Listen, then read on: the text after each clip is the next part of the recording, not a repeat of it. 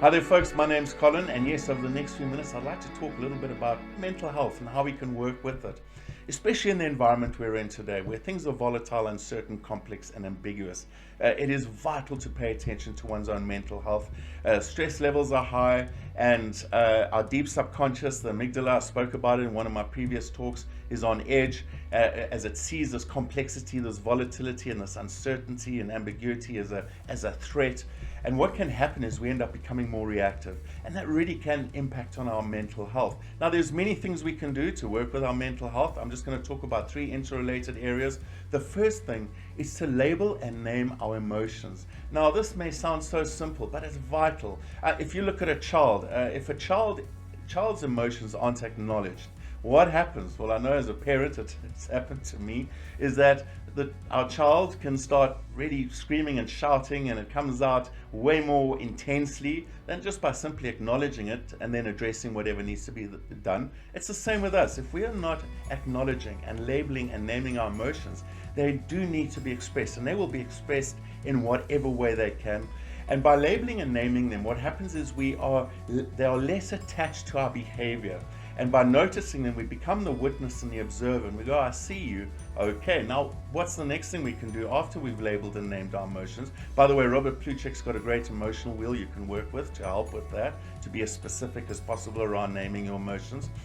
But the next thing is to start noticing the stories we're telling ourselves, our thoughts. We can tell ourselves stories about ourselves, about the people around us, about the future. We can create an entire novel in our minds. And it is important to pay attention to these stories because they may not necessarily be true. And our brain, without awareness, is just treating this story in our head as if it's reality. And our brain doesn't know the difference between what is happening in here and what is happening out there. So we could be living in a reality that's not necessarily true, and we could be really hurting our mental health through the stories we tell ourselves by saying, I'm not good enough, or they're to blame, or whatever the case may be.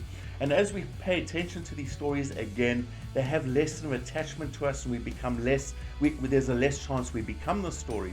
And finally, the third thing to share with you, and this is related to the first two, and that is to work with a form of meditation, mindful breathing, where we take 3 deep breaths in and out. You don't have to spend a lot of time on this. Take the 3 deep breaths in and out. Pay attention to your breathing. And over a period of time, while you're paying attention to your breathing, to simply let your thoughts go. As you work with this, you'll notice your emotions settle, your thoughts settle, and your overall mental health actually improves just by simply doing this quick exercise. And the science shows that over 21 days, as you work with this, it makes an incredible difference to how we work with in the volatile environment. So please try these out, folks. There's lots more. Please check out our YouTube channel, subscribe. There's lots of tools and tips up there. And until I chat again, please take care and stay aware.